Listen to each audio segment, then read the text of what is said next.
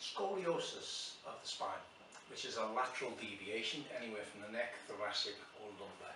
So it depends on where your client's exactly where their deviation is and which way it deviates to. As a general rule, as a basic rule, I usually say to a lot of people actually, just give them Pilates.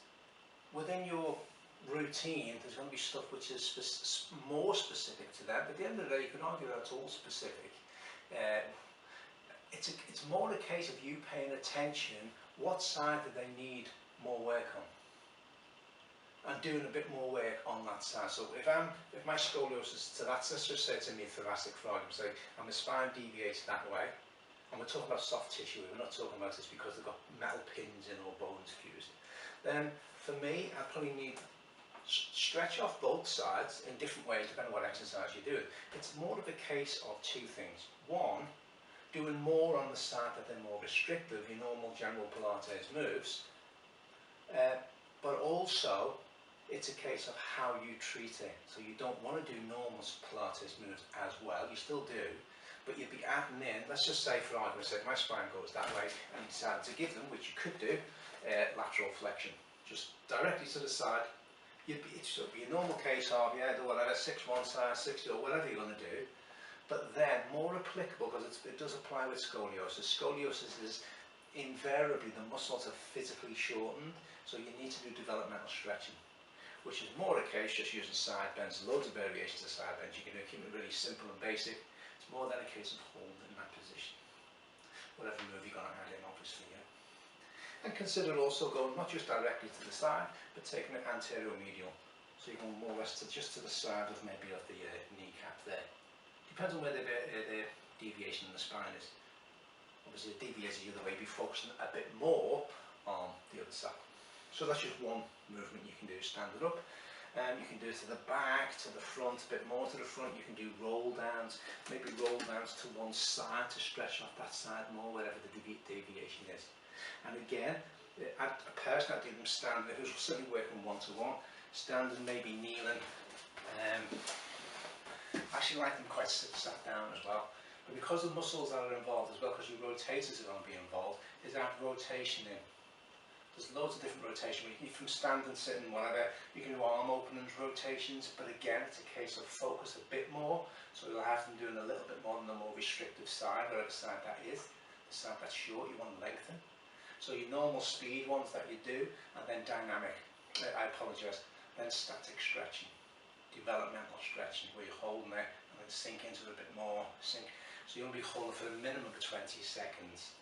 To be perfectly honest with you, even longer. Like the yin style, they'd probably benefit from yin yoga, but where you're holding it, you're after a developmental stretch basically, as well as exercising your normal Pilates moves, how you normally do them, which is generally relatively dynamic, isn't it?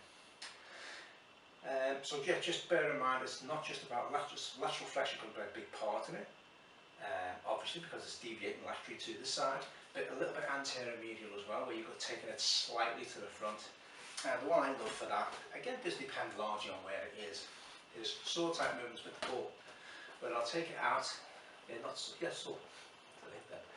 rotate it over to one side. So that, again, let's just assume my spine deviates that way, so it's going to be a little bit tougher on this side. And so you do your normal one, maybe sword type motion for 3, do both sides for 3, but then you want to do developmental stretching. You want to be holding it, but very much for any muscle that's physically shortened. With scoliosis, you're invariably looking at being it's chronic, it's long term. Almost guarantee that the muscles are physically shortened, the sarcomeres are being reduced, so you have to get length back into those muscles. Not just a case of stretching them a little bit and then they're going to, hey presto, it's done. You do need a little bit more weight. It's more how you do it, and it's a case of sinking into it, waiting for tissues to give, and then can they sink a bit more. At a minimum, you're looking at 20 seconds. A little bit longer would be better. Within the class, it's not always applicable. People that haven't got the issues, they're not really going to get much out of it. It's probably more relevant for one-to-one. But no reason if you're in the class that you don't add that in. You're a bit limited, I suppose, in how often you could do that. But that's down to you. That's a very good one. Mainly lateral flexion is what you, but with a little bit of rotation as well. So again, saws are a good one. All sorts of different variations. You can take it parallel to the ground.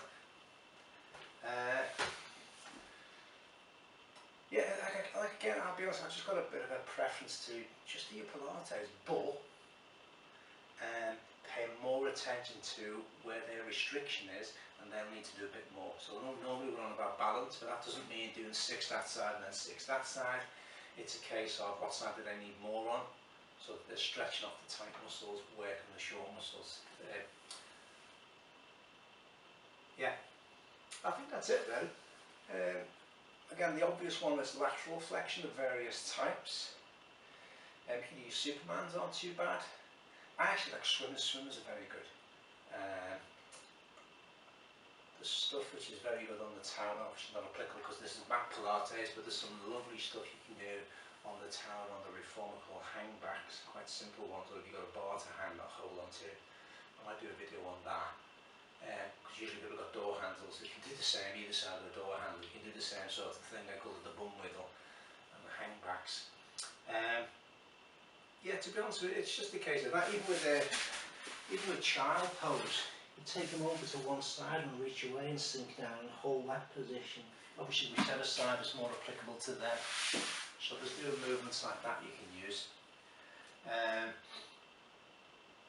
But like I said, to be honest with you, the biggest one is, to a few more specific for them, is just watching them when they're doing the Pilates and watching where their restriction is and trying to encourage them to do a bit more to loosen off that restriction. So I hope that helps. I hope that answers, because I was just told to do a video on scoliosis. And if you want more specific, I'll see if we can stick some more specific movements on there. But if you know your anatomy, know where their restriction is, what muscles need lengthening, what can I do to lengthen it? And the extra one is you are looking at more developmental stretching. So just doing 6 relatively dynamic isn't going to do too much. They need to be working on developmental stretching. And the key for that is small but regular. No good just doing it once a week, twice a week, even 3 times a week. They need to be doing for the developmental stress to physically, for the brain to put extra sarcomeres in that muscle that's shortened. It takes nagging, a lot of nagging. And the more, anytime that someone is stretching that muscle off, that's short, you're nagging the brain, put more sarcomeres there, lengthen the muscle, lengthen the muscle, lengthen the muscle. So it is slightly different for any muscle which is chronically shortened. It's more about developmental stretching, and the small and regular is far better to do that. So that doesn't answer your question. Ask another question a bit more specific as to what exactly that you want to have there. Thanks for watching.